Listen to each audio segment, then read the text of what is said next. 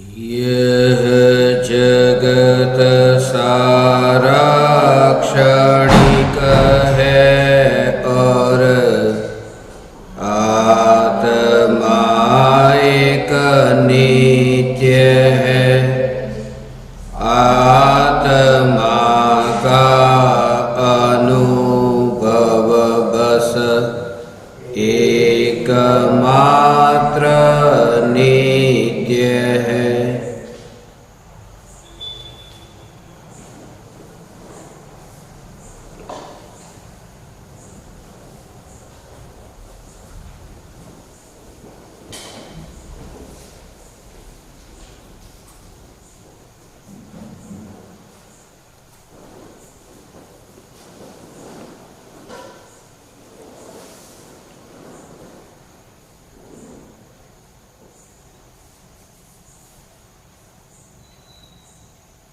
पहली शंका।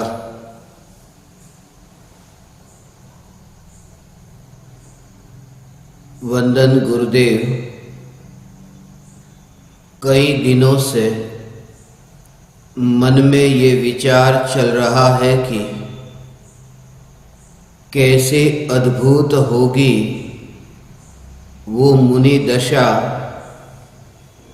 जो हर अंतर मुहूर्त में अपने में लीन होते हैं। गुरुदेव, मेरी शंका यह है कि मुनिराज जब आहार लेने जाते हैं तब वो आहार लेते समय भी क्या अपने आत्मा में डुबकी लगाते हैं? और कभी मुझे ऐसा सौभाग्य मिला कि मैं मुनिराज के सामने हूं, तो उस समय मुझे क्या करना चाहिए? स्वस्ति मुखी।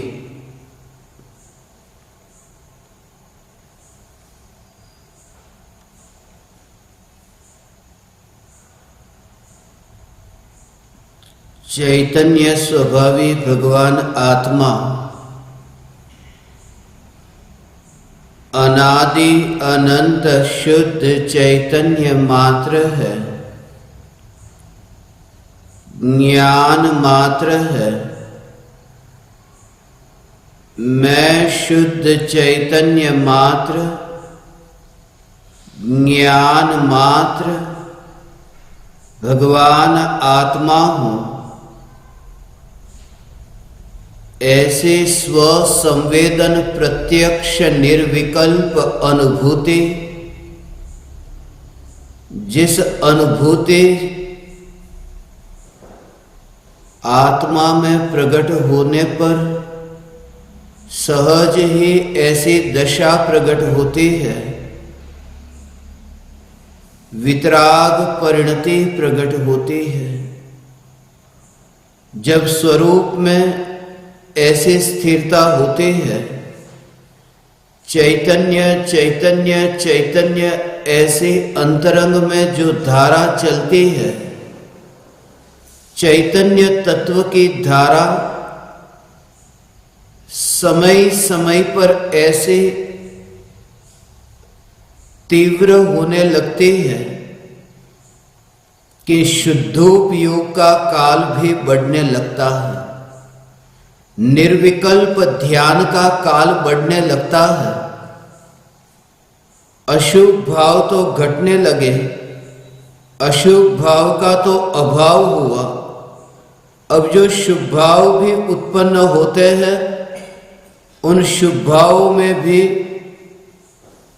अरुचि होने से, उन शुभ भावों में भी धर्म रूप मान्यता नहीं होने से सहज ही उन शुभ भावों से भी छुटकारा होता है। मुनिराज आहार लेने के लिए जाते हैं, वन विहारी संत है, आहार के लिए निकलते हैं। आहार के लिए निकलते हैं, यह भी अज्ञानी को बाहर में दिखाई देता है। मुनिराज की जब वन से गृहस्थ के घर की और यात्रा होती है, उस समय भी आहार लेने के लिए निकलूं, ऐसा जो विकल्प है, वह विकल्प भी नरक की वैतरणी की भांति अत्यंत दूर दिखता है। जहां चैतन्य स्वरूप में ऐसी स्थिरता हो, वहां विकल्पों के साथ नाता कैसे हो सकता है? इसलिए मुनिराज आहार लेने जाते हैं, यह तो दूर, मुनिराज आहार लेने को निकलते हैं, ऐसे विकल्प, ये विकल्प भी अत्यंत दूर। वे विकल्प जिस ज्ञान की पर्याय में प्रतिबिंबित होते हैं, उस ज्ञान की पर्याय के परिणमन में भी, उस जानने रूप परिणमन में भी जिनकी यात्रा नहीं होती, और न्यायक और न्यायक का ही जहां जोर है, न्यायक का ही लक्ष्य है, ऐसे भावलिंगी मुनिराज आहार लेने के लिए निकलते हैं। ऐसा बाहर में दिखाई तो देता है, भीतर में खालीपन नहीं है। ये विकल्प जो आता है कि ये पेट का गड्ढा भरने का, पेट में आहार डालने का, ये जो विकल्प आता है, उस समय भी ये आहार लेने के विकल्प के ज्ञान में प्रतिबिंबित होने के काल में ज्ञान की परिपूर्णता ऐसी अंतरंग में स्थापित हो चुकी है कि ये विकल्प भी ज्ञान की परिपूर्णता में प्रवेश नहीं कर सकता। ऐसा में त्रिकाली ध्रुव चैतन्य परमात्मा के आहार लेने का विकल्प जिसका उत्पाद और व्यय है, आहार लेने का विकल्प जिसका जन्म मरण है, आहार लेने का विकल्प जो स्वयं दुख स्वरूप है, आनंद घन ऐसे चैतन्य परमात्मा में वह विकल्प कैसे प्रवेश कर सकता है? ऐसा चैतन्य परमात्मा का जोर। इसलिए मुनिराज आहार के लिए निकलते हैं, तब भी यह जागृति है कि यह ज्ञान की पर्याय जो केवल ज्ञान की और यात्रा कर रही है, मैं वहां भी नहीं निकल रहा हूं। देह की क्रिया और विकल्प की क्रिया तो दूर, वर्तमान में जो मति ज्ञान और श्रुत ज्ञान की पर्याय है, ये मति श्रुत ज्ञान की पर्याय जो केवल ज्ञान की ओर यात्रा करती है, पल पल में पलटती ये पर्याय जो केवल ज्ञान के निकट जा रही है, एक एक समय पर यह श्रुत ज्ञान की पर्याय का उत्पाद व्यय, ये श्रुत ज्ञान की पर्याय का उत्पाद व्यय होता है, और निकट काल में केवल ज्ञान प्रकट होगा। ये ज्ञान की यात्रा है। मुनिराज आहार लेने निकलते हैं, वो आहार की यात्रा तो दूर, मगर ज्ञान की जो यात्रा है, उस ज्ञान की यात्रा में भी जिनकी यात्रा नहीं होती और ध्रुव न्यायक का ही जोर रहता है, ऐसा ध्रुव न्यायक, ये ज्ञान की पर्याय का परिणमन तो होता है, ये ज्ञान की यात्रा तो होती है, मगर वे तो वहां निवास करते हैं जहां चैतन्य की घनता है, जहां है और सहज ही तुम इतने स्वयं को दुख मुक्त अनुभव करोगे। वहां दुख ही नहीं, जहां स्वयं की परिपूर्ण सत्ता, जहां भी तुम्हें एक समय के लिए ये विकल्प उठा कि कुछ नया हुआ, क्या हुआ, क्यों हुआ, कैसे हुआ, ये तरह तरह के विकल्प होंगे। और वहां तो ऐसी दशा है, इसलिए तो मुनिराज की शुद्ध परिणति निर्विकल्प दशा सदा काल बनी रहती है। यहां तक कि आहार लेने निकले तब भी, शास्त्र लिखते हैं तब भी, प्रवचन सुनते हैं तब भी, प्रवचन देते हैं तब भी मुनिराज की निर्विकल्प दशा, निर्विकल्प दशा कह रहा हूं, निर्विकल्प अनुभूति नहीं, निर्विकल्प दशा अर्थात वितराग परिणति ऐसी सहज बनी रहती है। वो जो सहजता है वो सदा ही बनी रहती है, ऐसी मुनिराज की दशा, ये निर्विकल्प दशा। आहार लेने के लिए निकलते हैं, ये पूर्व के कोई कर्म का उदय, ये बाहर की क्रिया है। आहार लेने के लिए निकलने का विकल्प जो है, ये विकल्प आत्मा में से उत्पन्न होकर भी आत्मा में से उत्पन्न नहीं हुआ। ये भीतर में चैतन्य तत्व का ऐसा ज्योत, मुनिराज को ये निर्दोष आहार लेने का जो भाव आता है ना, जिस भाव की अज्ञानी को महिमा है कि अरे मुनिराज तो देखो कितना निर्दोष आहार लेते हैं, पता नहीं वन से निकले हैं, आहार मिलेगा नहीं मिलेगा, कहां मिलेगा कुछ भी नहीं पता, और नई नई जगह पर वास होता है। जानी पहचानी जगह मुनिराज की नहीं, इसलिए जब मुनिराज शब्द कहूं तब तुम महाराज साहब मत समझ लेना, जो तुम आजकल शहरों में गली गली में देखते हो। जब मैं मुनिराज कहूं तो वे संत कि जिनका तुम्हें पता नहीं कि कब पधारेंगे मेरे द्वार पर, जिनका कोई पता नहीं, जिनका कोई ठिकाना नहीं। थोड़ी देर पहले अभी तुमने जिस पेड़ के नीचे मुनिराज के दर्शन किए, अत्यंत आनंदित हुए और तुम नगर की ओर गए और नगर से अपने प्रिय जनों को बुलाकर वापिस आए कि मुनिराज का कोई पता नहीं। कहां गए, कौन सी गुफा में है, कहां पर्वत के शिखर पर है, नदी के तट पर है, कहां गए कुछ भी नहीं पता।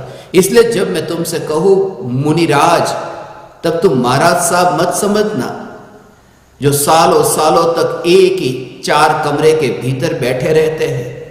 वो मुनिराज की बात नहीं है, ये भावलिंगी संत। इसलिए तो कलयुग में ऐसे भावलिंगी संत का स्वरूप तो वही रहेगा, स्वरूप न बदला, मगर संख्या कम होती गई।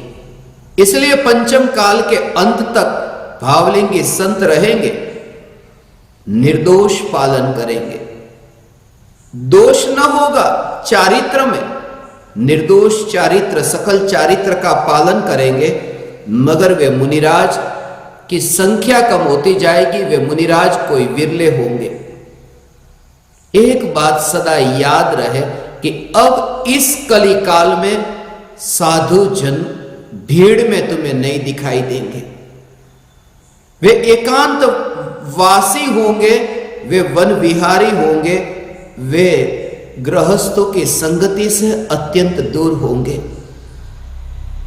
वरना हर अंतर मुहूर्त में स्वरूप में लीनता, 24 घंटे में 8 घंटे जो निर्विकल्प ध्यान में लीन रहते हैं, लगातार नहीं मगर कुल मिलाकर जिनका 24 घंटे में 8 घंटे निर्विकल्प ध्यान में लीन होना, जो अज्ञानी अनादि काल से एक समय के लिए लीन नहीं हो सका है, भावलिंगी मुनिराज हर अंतर मुहूर्त में स्वरूप में लीन होते हैं, ध्यान में लीन होते हैं। इसलिए यदि तुम महाराज साहब के पास में जाओ और उनको कहो कि मुझे आपसे मिलना है, कब आओ, ये दोपहर में आना, तुम अब मत आना, तब आना जब फ्री टाइम होगा तब आना। बहुत से महाराज साहब के पास में मैं पढ़ाने जाता था, वे कहते थे कि अभी प्रवचन का समय है,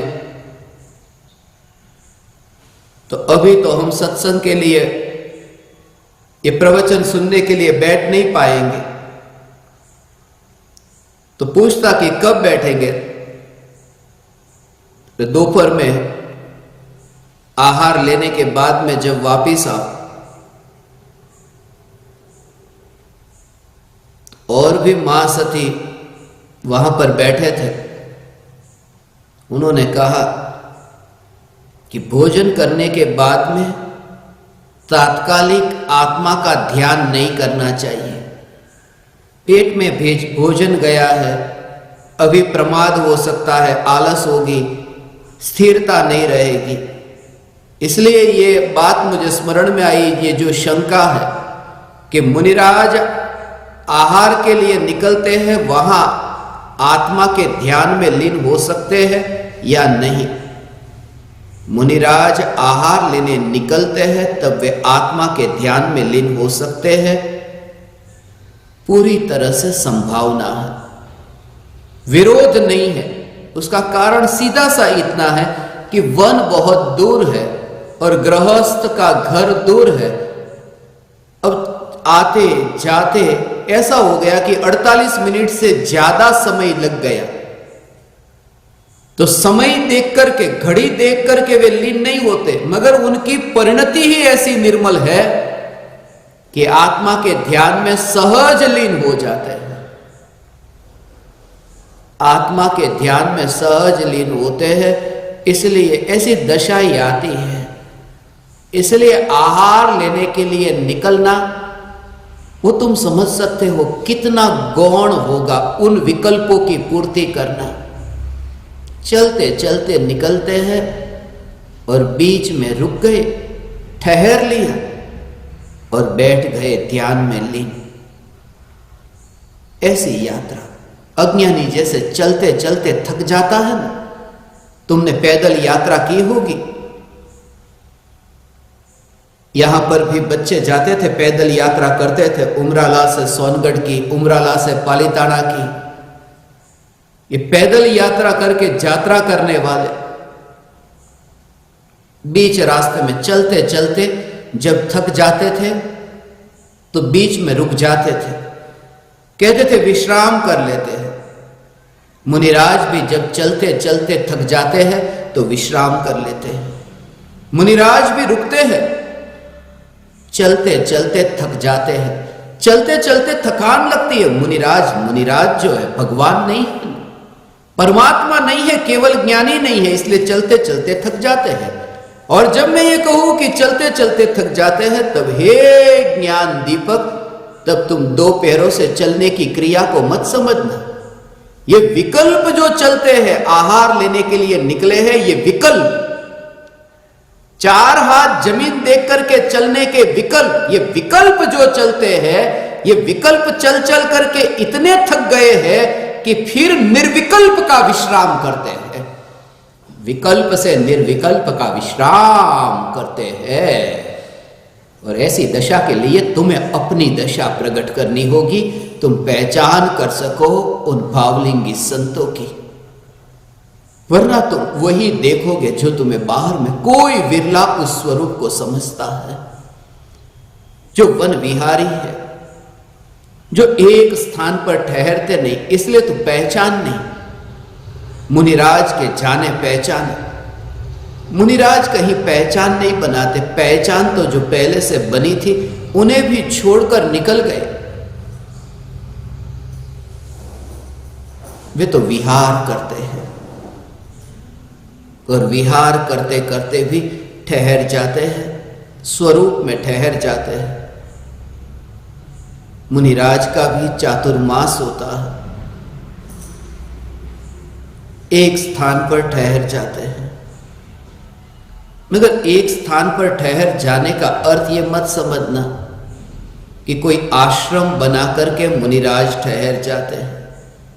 वे तो भावलिंगी संत, जब तुम दर्शन करोगे तब तुम्हें ये वचन स्मरण में आएंगे। मुनिराज का कोई आश्रम नहीं होता, छोटा घर, जिस घर का परिग्रह भी जहां इतना बाधक लगा, आत्म साधना में एक छोटी सी कुटिया में रहते थे, वह कुटिया भी इतनी बाधक लगी कि अरे इसकी भी साफ सफाई करो, इसकी भी मरम्मत करो, इसके पीछे भी खर्च करो, धन का खर्च करने के लिए कमाई करो, और कमाई करने के लिए और लोगों का संपर्क करो और फैलाओ ये संसार। जो उस कुटिया को भी छोड़कर के वन में चले गए, वो आश्रम के स्थापक कैसे होंगे? उन्हें तो रुचि ही नहीं। ऐसी मुनिराज की दशा। जिस समय भी ये ज्ञान दीपक साधु होंगे न, उस समय वे भावलिंगी साधु होंगे, ज्ञान दीपक भावलिंगी संत होंगे। आज जो ये तुम सुनते हो न, ये सुन सुन करके भीतर में तुम्हारे अंतर में ये दृढ़ निश्चय हो रहा है। ये पता तुम्हें आज न चलेगा, वह दिन दूर नहीं जब तुम अपने भीतर के अनुभव से यह जानोगे कि मुनिराज आहार के लिए निकलते हैं जिनका कोई ठिकाना नहीं, जिनको ढूंढना चाहो ढूंढ नहीं सकते, पैदल विहार करते हैं। ये मत समझना कलयुग है तो कलयुग में वे फिर वाहन में बैठकर के विहार करेंगे। कलयुग के साधु वाहन में बैठकर विहार करेंगे, ऐसा होता तो महावीर भगवान के केवल ज्ञान में जानने में नहीं आया था। तो महावीर भगवान को दिव्य ध्वनि में यह कहना चाहिए, महावीर भगवान को दिव्य ध्वनि में कहकर के जो ये ग्रंथों में लिखा जाना चाहिए, आगमों में लिखा जाना चाहिए कि भविष्य में जो साधु होंगे वे फिर गाड़ियों में विहार करेंगे, जूते चप्पल पहनकर विहार करेंगे, परिग्रह सहित वस्त्रादि सहित विहार करेंगे, ऐसा लिखते हैं। मगर अपरिग्रही साधु, निर्ग्रंथ ऐसे साधु, नग्न भाव मुंड भाव स स्नानता, ऐसे साधु जिनकी ऐसी दशा की पीछी और कमंडलू भी अपरिग्रह लगता है। तुम जरा विचार करो, एक कमंडलू परिग्रह लगता है। शौच के लिए, पानी भरने के लिए जो कमंडल है, वो कमंडल भी जहां परिग्रह लगे, वह भी इतने विकल्प का कारण बने, वह भी तो कारण बनता है। वे मुनि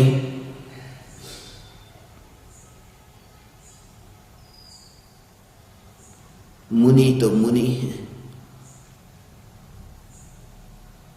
मैं भी सब कुछ छोड़कर के संत होना चाहता हूं, मगर क्या करूं? ये गृहस्थों का प्रेम इतना है, इतना धन देते हैं, धन खर्च करते हैं और फिर ये आश्रम बनाते हैं। मैं सिर्फ दूर से देखने वाला ज्ञाता दृष्टा हूं। ये अच्छे अच्छे सिद्धांतों की आड़ में स्वयं को ठगना होता है और जगत को तो ठगना होता ही है। भीड़ मिलेगी क्योंकि तुम जाओ ऐसे आश्रम में कि जो अपने को साधु कहते हैं, मुनि कहते हैं, उनके आश्रम में तुम्हें एयर कंडीशन मिलेगा, उनके आश्रम में ठहरने के लिए सुविधा रूप तुम्हें कमरे मिलेंगे, उनके आश्रम में तुम्हें मुफ्त में ऐसा मधुर मधुर भोजन मिलेगा। भीड़ जाएगी, इकट्ठी होगी। त्यागी तपस्वी तो त्यागी तपस्वी की खोज में होंगे, ज्ञानी तो ज्ञानी की खोज में होंगे। इसलिए भोगी लोगों को शिष्य भी भोगी ही मिलते हैं। कोई ऐसे समझदार जो चैतन्य की महिमा वाले। इसलिए कहता हूं ज्ञान दीपक मुनिराजों के दीवाने होंगे, क्योंकि ज्ञान दीपक स्वयं भी त्यागी होंगे।